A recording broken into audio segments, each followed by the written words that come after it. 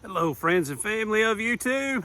Today I want to talk about the most beneficial tricks that I used gardening this year. Some of these I just discovered this year. So I want to show you what worked out great for me, and I'll also talk a little bit about what did not work out so great. And the first thing I'll talk about is what didn't work out so great is I made this table out of cedar, and I wanted to use this for doing salads, and I thought it would be great to get up here and be able to work and cut up my salads and everything. And the problem that I had was the soil just drained so fast. So what I did to give this another try is I put that plastic material down that you use to keep weeds from growing in your garden.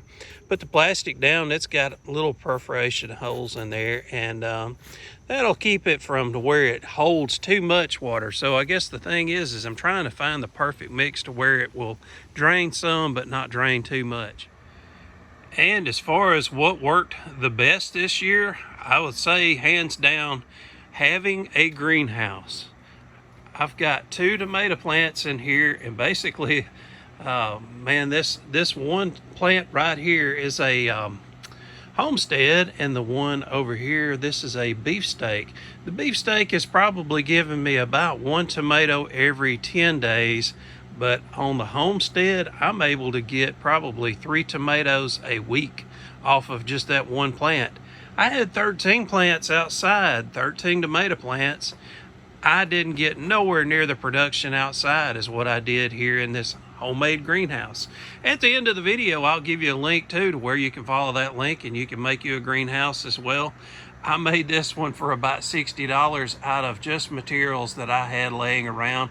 Got a fan up in the top corner there to help pull some of the hot air out, and overhead I've got a LED light going. So man, yeah, I love it. But pulled some of the eggplant yesterday, got about 3 big ones off of it, and I have just planted some strawberries, so we're gonna see how that works out. And I made me big bed in here yesterday. So I did have that table that I showed you outside, that salad table. I had it in here and that did not work out, so I pulled it outside and built this huge bed.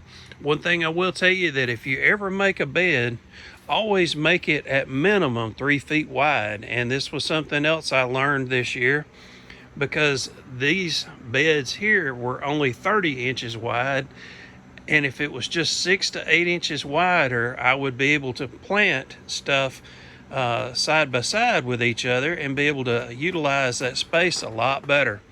But with this being 36 inches, I will definitely be able to do it. I won't have to stagger them. That's what I was having to do before, is stagger my plants, and I ended up with a lot of wasted space. And a lot of people are using cattle panels, and I'm one of those as well. And if you'll notice, I cut up my cattle panels. I make various sizes. So like this piece here, this is just a little scrap piece, but it's only 18 inches wide, but it's 3 foot tall. So I'm able to run a couple of little beans up on that. And you can see that I've got this piece here. It is about a 4 foot by 4 foot. And I have a tomato plant that is kind of woven inside of the cattle panel. And I've also got some beans that I'm using growing up along the panel as well. And over here, I took two scrap pieces of panel and put those together. Got some beans still growing up on those. And also this year I discovered using sawdust for mulch helps keep a lot of weeds from growing. I'm trying to do my 3rd round of potatoes for the year. That's what's going on right here. And I haven't got anything in the center there. Those are just a couple little weeds, but just wanted to try and see if I could get a 3rd series of potatoes. And I'll tell you what, for potatoes, one thing that I learned is I bought seed potatoes. They did not do too well, but I had some leftover store-bought potatoes, you know, just like you would buy a 3-pound bag. And man, I took those store-bought potatoes that had some eyes on them, planted those. I did better with the store-bought potatoes than I did my seed potatoes that I bought at Tractor Supply. So lesson learned there for me. And here is another raised bed that I made this year. And this is 18 foot by 14, I believe it is. But Man, one thing that I love that I learned this year is I took cattle panel and I staggered rows of peas or beans, depending on what time of the year it was. I did 2 rows staggered on each side of the cattle panel. So basically I've got 4 rows of beans or peas that grow up on the panel. And man, that really works out good. But you got to have a huge mound of dirt to do that with. Like this mound of dirt, I don't know if it'll show up well on the video, but this is about 2 foot wide, and of course it goes the entire length. And down at the end, I've got another cattle panel that I cut going upright. And here's that cattle panel that I was talking about, that I cut it and had it going upright. It's going up about 8 foot tall. And you can see some of the last bit of purple hull peas that I had growing on here. So I had those climbing on it. I have a tomato plant that I wove in and out of the cattle panel. And you can see it's getting down towards the end of the season, so those are kind of finishing out. But when this was in its heyday over the summer months, I had cucumbers that was growing in here, tomatoes, and those purple hull peas. So I had all kinds of stuff that was just growing in this one cattle panel. Man, that was so beautiful. So I will do that again next year, and I'll show you some videos as we go along through the season.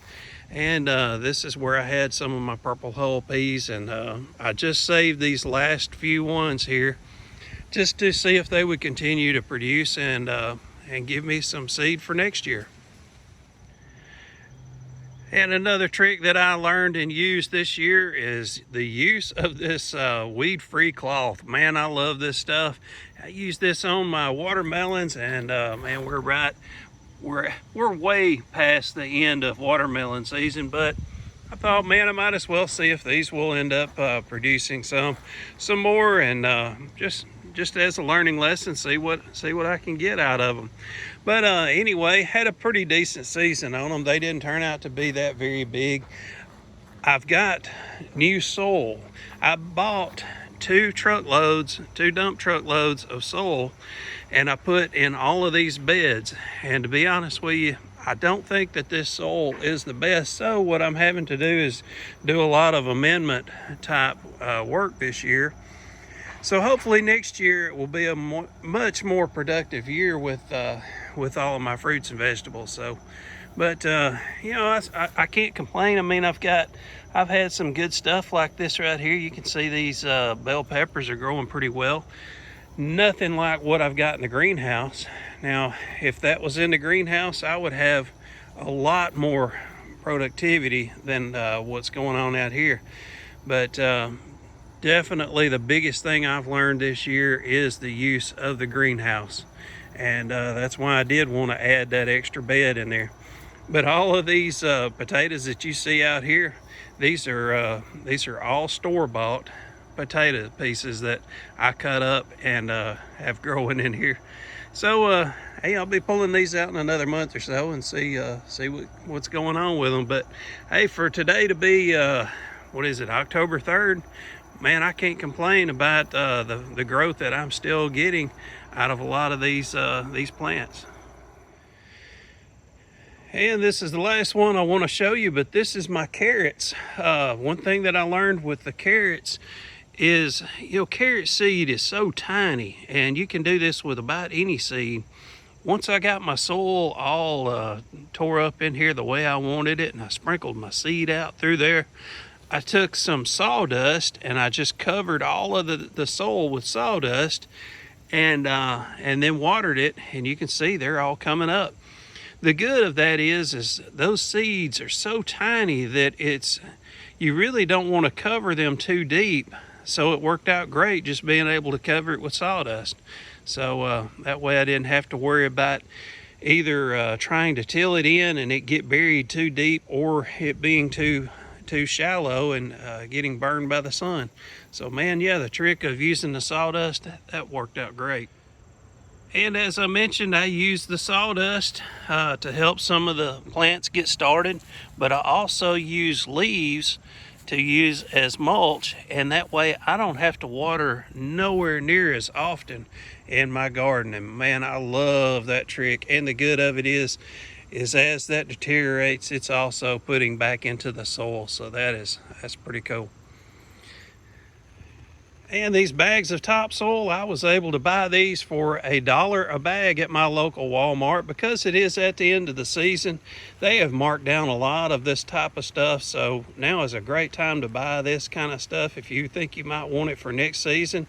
And the other thing is I'm going to leave it in these bags, leave it out here in the sun, and I feel like that may help this break down and be a little bit better material to use in my garden for next year. Man, I'd love to read your comments down below as far as what worked the best for you this year. If there's anything that I can say that worked the best for me, by far, it was the use of the greenhouse productivity. And here was in some plants, if you're talking about like the eggplant, I would say 10 times the production of what I had outside. Inside here with the tomatoes, I also got probably 10 to 20 times production of what I got outside. Whole lot of difference between having a greenhouse and having it outside. The other thing that I learned this year that I need to talk about is that I had a lot of different varieties. Like I did 4 varieties of eggplant to see which one was the most productive. I did 6 varieties of tomatoes. I had basically 1 variety that was productive and the others were not. The Homestead was by far the best producer that I had this year. So anyway, I will leave a link for you for the greenhouse right there. You can click on that. And if you haven't seen that video before, so watch that. Don't forget to leave me some comments down below. Folks, I appreciate it. Y'all have a great day. See y'all. Bye-bye.